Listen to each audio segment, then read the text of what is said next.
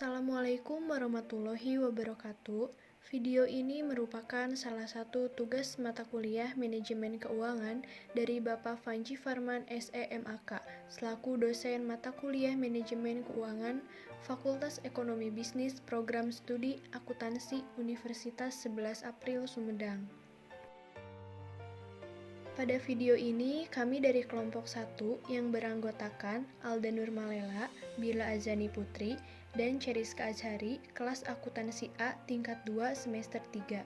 Di sini kami akan membahas bab 2, yaitu mengenai analisis laporan keuangan. Baik, langsung saja pada pembahasannya. Selamat menyaksikan. Assalamualaikum warahmatullahi wabarakatuh. Perkenalkan, saya Bila Azani Putri, NPMD 220016844. Di sini saya akan menjelaskan poin A, B, dan C. Poin A yaitu pengertian analisis laporan keuangan. Menurut Prastowo tahun 2008, analisis laporan keuangan adalah penguraian suatu pokok atas berbagai bagiannya dan penelaahan bagian itu sendiri serta menghubungkan antar bagian untuk memperoleh pengertian yang tepat dan pemahaman arti secara keseluruhan. Analisis laporan keuangan adalah suatu proses menganalisis laporan keuangan entitas atau perusahaan dengan menggunakan berbagai macam alat dan juga teknik analisis untuk memperoleh informasi yang dibutuhkan dalam analisis bisnis. B. Tujuan analisis laporan keuangan yaitu tentunya analisis laporan keuangan di perusahaan memiliki tujuan yang menguntungkan bagi perusahaan itu sendiri. Tujuan analisis laporan keuangan itu diantaranya 1. Menilai kinerja manajemen pada tahun berjalan. 2. Mengetahui perubahan posisi keuangan perusahaan pada periode tertentu. 3. Mengetahui kelemahan dan kelebihan apa saja yang dimiliki perusahaan tersebut. 4. Mengetahui langkah perbaikan apa saja yang perlu dilakukan ke depan yang berkaitan dengan posisi keuangan dan kinerja perusahaan. Poin C yaitu metode analisis laporan keuangan ada 4, yaitu 1. Metode komparatif. Metode komparatif atau perbandingan digunakan dengan cara menggunakan angka-angka di laporan keuangan dan membandingkan dengan angka-angka yang ada di laporan keuangan pada tahun sebelumnya. Sehingga metode ini dikenal juga dengan istilah metode analisis rasio. 2. Metode analisis. Metode ini menggunakan teknik perbandingan laporan keuangan beberapa tahun dan kemudian menggambarkan tren atau grafiknya. Oleh karena itu, pada metode ini dibutuhkan bantuan pengetahuan statistik. Misalnya seperti menggunakan rumus program linier yaitu Y sama dengan A tambah BX. Teknik tren dapat digunakan untuk memproyeksikan laporan keuangan di masa depan dengan menggunakan data historis. 3. Metode common size financial statement. Metode ini merupakan metode analisis yang menjadikan laporan keuangan dalam bentuk presentase. Adapun presentase yang dibuat biasanya berkaitan dengan jumlah yang bernilai penting, misalnya aset pada neraca dan penjualan pada laporan laba rugi. 4. Metode index time series. Metode ini dihitung dengan cara menggunakan laporan keuangan dijadikan sebagai indeks dan dipilih sebagai tahun dasar. Biasanya tahun dasar yang dipilih atau ditetapkan diberi indeks 100. Untuk menghitungnya dapat digunakan rumus berikut, yaitu indeks tahun N sama dengan angka laporan tahun N dibagi angka dasar dikali 100%. Untuk contoh soalnya sendiri, saya akan menjelaskan analisis laporan keuangan dengan menggunakan metode analisis common size. Bisa dilihat pada tabel neraca. Cara menghitung prosentase per komponen atau analisis common size, pos-pos dalam neraca dikategorikan menjadi 2, yaitu aktiva dan pasiva, dan masing-masing dinyatakan sebesar 100%. Untuk menghitung pos kas tahun 2000, digunakan perhitungan saldo kas dibagi total aktiva dikali 100%. Bisa dilihat pada tabel pada tahun 2000 saldo kas yaitu 1.300 dan total aktivanya itu 14.000. Maka 1.300 dibagi 14.000 dikali 100% yaitu 9,29%. Nah, untuk tahun 2001-nya sendiri yaitu bisa dilihat pada tabel saldo kasnya yaitu 1.200 dan total aktivanya yaitu 16.000. Maka saldo kas per total aktiva dikali 100% yaitu 1.200 dibagi 16.000 dikali 100% yaitu hasilnya 7,5%. Untuk laporan laba ruginya sendiri yaitu cara menghitungnya prosentase per komponen atau analisis common size. Pos-pos dalam perhitungan laba rugi dinyatakan dalam prosentase per komponen atas dasar total penghasilan atau total penghasilan dinyatakan sebesar 100%. Jadi, pos harga pokok penjualan tahun 2001 yang bersaldo 60.000 bila dinyatakan dalam prosentase per komponen menjadi saldo harga pokok penjualan per penghasilan dikali 100% Maka dapat dilihat pada tabel laporan laba rugi. Pada tahun 2001, harga pokok penjualannya yaitu 60.000 dan penghasilannya 200.000. Maka saldo harga pokok penjualan per penghasilan dikali 100% yaitu 60.000 dibagi 200.000 dikali 100% yaitu 30%. Assalamualaikum warahmatullahi wabarakatuh. Saya Cheriska Azhari. Saya akan menjelaskan mengenai analisis rasio laporan keuangan perusahaan. Yang pertama ada rasio likuiditas. Rasio untuk mengukur kemampuan perusahaan untuk memenuhi kemampuan finansialnya dalam jangka pendek. Ada beberapa jenis rasio likuiditas antara lain. Yang pertama ada current ratio, yaitu rasio untuk mengukur kemampuan perusahaan dalam membayar kewajiban finansial jangka pendek dengan menggunakan aktiva lancar. Rumusnya yaitu current ratio sama dengan aktiva lancar dibagi hutang lancar dikali 100%. Yang kedua ada cash ratio, yaitu rasio untuk mengukur kemampuan perusahaan dalam membayar kewajiban finansial jangka pendek dengan menggunakan kas yang tersedia dan berikut surat berharga atau efek jangka pendek. Untuk rumusnya sendiri, yaitu cash ratio sama dengan kas ditambah efek dibagi hutang lancar dikali 100%. Yang ketiga ada quick ratio atau acid test ratio, yaitu rasio untuk mengukur kemampuan perusahaan dalam membayar kewajiban finansial jangka pendek dengan menggunakan aktiva lancar yang lebih liquid atau liquid assets. Untuk rumusnya sendiri yaitu quick ratio sama dengan kas ditambah efek ditambah piutang dibagi hutang lancar dikali 100%. Untuk yang selanjutnya ada rasio solvabilitas. Rasio solvabilitas adalah rasio untuk menilai kemampuan perusahaan dalam melunasi semua kewajibannya baik jangka pendek maupun jangka panjang dengan jaminan aktiva atau kekayaan yang dimiliki perusahaan hingga perusahaan tersebut tutup. Ada dua jenis rasio solvabilitas, diantaranya yaitu 1. Rasio total utang terhadap total aktiva atau sering disebut debt to total asset ratio. Debt to total asset rasio adalah rasio yang mengukur seberapa besar aset perusahaan dapat menanggung hutang yang dimiliki perusahaan. Rumusnya yaitu debt to total asset ratio sama dengan total hutang dibagi total aset. Untuk yang kedua ada yang disebut juga rasio utang terhadap ekuitas atau disebut debt to equity ratio. Debt to equity ratio atau DER adalah sebuah rasio keuangan yang membandingkan jumlah hutang dengan ekuitas. Untuk rumusnya sendiri yaitu debt to total equity ratio sama dengan total hutang dibagi ekuitas. Yang selanjutnya ada rasio profitabilitas. Rasio profitabilitas adalah rasio atau perbandingan untuk mengetahui kemampuan perusahaan mendapatkan laba atau profit dari pendapatan atau earning terkait penjualan aset dan ekuitas berdasarkan dasar pengukuran tertentu. Ada 8 jenis rasio profitabilitas.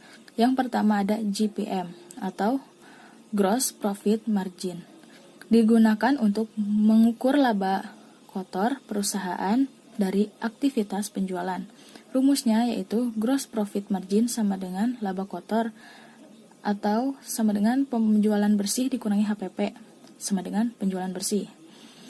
Yang kedua ada NPM atau Net Profit Margin, digunakan untuk menilai presentase laba bersih yang didapat setelah dikurangi pajak terhadap pendapatan yang diperoleh dari penjualan. Untuk rumusnya sendiri yaitu Net Profit Margin sama dengan laba bersih setelah pajak dibagi penjualan bersih. Yang ketiga ada ROA atau Return on Asset, digunakan untuk mengukur kemampuan perusahaan dengan keseluruhan dana yang telah ditanamkan pada aktiva.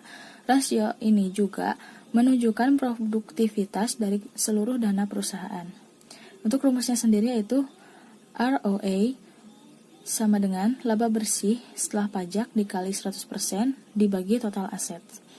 Yang keempat ada ROE, Return on Equity, digunakan untuk mengukur tingkat efisiensi modal sendiri atau ekuitas dan menunjukkan laba bersih yang dapat diperoleh dari modal pemilik atau ekuitas. Semakin tinggi rasio ini, semakin memperkuat posisi modal pemilik perusahaan. Untuk rumusnya sendiri yaitu ROE sama dengan laba bersih setelah pajak dikali 100% dibagi ekuitas pemegang saham. Untuk yang kelima ada ROS, Return on Sales. Digunakan untuk menampilkan tingkat keuntungan perusahaan setelah pembayaran biaya-biaya variabel produksi seperti upah pekerja, bahan baku, dan lain-lain sebelum dikurangi pajak dan bunga.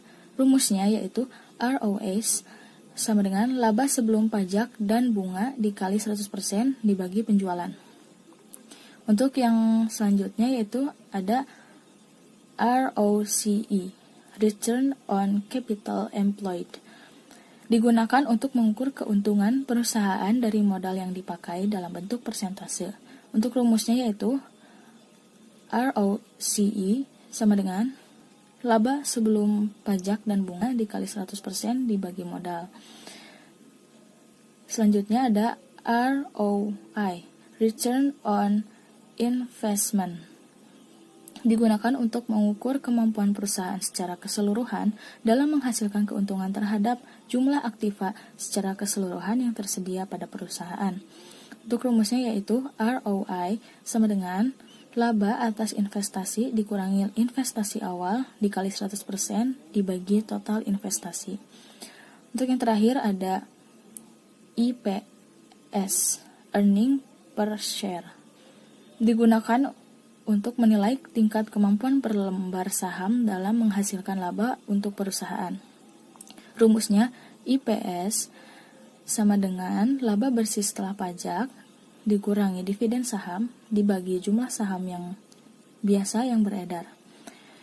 Untuk yang selanjutnya ada yang disebut dengan rasio aktivitas. Rasio aktivitas adalah rasio yang digunakan untuk menilai efisiensi atau efektivitas perusahaan dalam pemanfaatan semua sumber daya atau aset atau aktiva yang dimiliki oleh suatu perusahaan. Ada 3 jenis rasio aktivitas. Yang pertama ada inventory turnover. Digunakan untuk menunjukkan berapa hari yang biasanya dibutuhkan perusahaan untuk mengubah persediaan menjadi penjualan. Rumusnya yaitu inventory turnover sama dengan harga pokok penjualan dibagi persediaan. Inventory turnover in days sama dengan 365 dibagi perputaran persediaan sama dengan persediaan dikali 365 dibagi HPP. Receivable turnover digunakan untuk mengukur berapa kali piutang dapat diubah oleh perusahaan menjadi uang tunai. Rumusnya yaitu receivable turnover sama dengan penjualan kredit dibagi piutang. Untuk receivable turnover in the days sama dengan 365 dibagi perputaran piutang atau sama dengan piutang dikali 365 dibagi penjualan kredit. Yang ketiga ada asset turnover. Digunakan untuk mengukur kemampuan aset atau aktiva dalam menciptakan atau menghasilkan penjualan. Rumusnya yaitu asset turnover sama dengan penjualan bersih dibagi total aset. Untuk di sini ada contoh, yaitu jika diketahui data berdasarkan data dalam neraca sebagai berikut, kas sebesar 50 juta rupiah, piutang dagang sebesar 100 juta rupiah, piutang lain-lain sebesar 2 juta rupiah, persediaan sebesar 75 juta rupiah, untuk perlengkapan sebesar 5 juta rupiah, hutang dagang 20 juta rupiah, hutang bank 10 juta rupiah, dan hutang lain-lain sebesar 15 juta rupiah. Yang ditanyakan yaitu, hitunglah rasio keuangan likuiditas perusahaan tersebut menurut current ratio. Diketahui, aktiva lancar sama dengan kas ditambah piutang dagang tambah piutang lain-lain ditambah persediaan ditambah perlengkapan usaha sama dengan 50 juta rupiah ditambah 100 juta rupiah ditambah 2 juta rupiah ditambah 75 juta rupiah ditambah 5 juta rupiah. Dan jika dijumlahkan keseluruhan menjadi 232 juta rupiah. Untuk hutang lancar yaitu hutang dagang ditambah hutang bank ditambah hutang lain-lain sama dengan 20 juta rupiah ditambah 10 juta rupiah ditambah 15 juta rupiah sama dengan 45 juta rupiah. Yang ditanyakan tadi yaitu current ratio. Dilihat dari rumus yang tadi, untuk mencari current ratio sama dengan aktiva lancar dibagi utang lancar dikali 100%. Nah, sama dengan 232 juta rupiah. Di sini diambil dari hasil tadi perhitungan aktiva lancar dan juga setelah itu dibagi 45 juta rupiah diambil tadi dalam penjumlahan seluruh hutang-hutang dan dikali 100%. Dan jika dijumlahkan semuanya menjadi 5,15 rupiah. Artinya adalah setiap 1 rupiah hutang lancar dijamin dengan 5,15 aktiva lancar. Assalamualaikum warahmatullahi wabarakatuh. Perkenalkan, nama saya Alda Nurmalela, NPM D2200163. Di sini saya akan menjelaskan poin rasio pasar, analisis indeks, dan analisis common size. Baik, untuk poin rasio pasar, rasio nilai pasar adalah rasio yang memperhitungkan harga saham dengan laba, nilai buku per saham, hingga arus kas. Rumus rasio nilai pasar digunakan untuk menilai sekuritas perusahaan go public. Rumus dividend yield ratio, dividen per share dibagi market value per share dikali 100%. Jenis dari rasio nilai pasar terbagi atas 4 jenis, diantaranya 1. Laba per saham atau earning per share adalah rasio prospek pasar yang mengukur jumlah laba bersih perusahaan yang diperoleh per lembar saham yang beredar.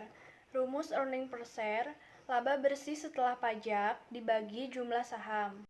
Yang kedua, price earning ratio, berfungsi membandingkan harga pasar per saham suatu perusahaan dengan laba per sahamnya. Rumus price earning ratio, harga pasar per lembar saham dibagi pendapatan per lembar saham. Yang ketiga, rasio pembayaran dividen atau dividen payout ratio. Rasio ini mengukur presentasi laba bersih yang didistribusikan kepada pemegang saham dalam bentuk dividen selama tahun tersebut. Rumus dividen rasio, DPR sama dengan dividen per lembar saham dibagi pendapatan per saham dikali 100%. Yang keempat, dividen yield ratio adalah rasio yang mengukur jumlah dividen tunai yang dibagikan kepada pemegang saham biasa relatif terhadap nilai pasar per saham. Rumus dividen yield ratio, DYR sama dengan kas dividen per lembar saham dibagi nilai wajar saham biasa per lembar. Untuk poin analisis indeks merupakan teknik analisis horizontal terhadap laporan keuangan komparatif. Analisis indeks mengubah semua angka dalam laporan keuangan pada tahun dasar menjadi 100%, menganalisis perubahan tiap pos dalam laporan keuangan untuk beberapa periode. Dan yang terakhir, poin analisis common size.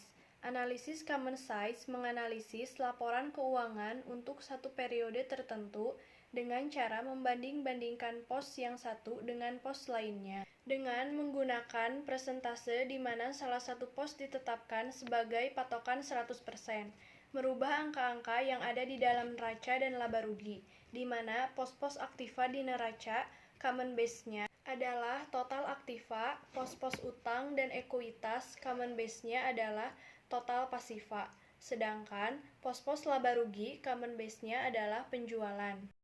Nah, di sini ada contoh soal perhitungan rasio pasar. Untuk memahami bagaimana perhitungan rasio nilai pasar lebih mudah jika menyimak contoh di bawah ini.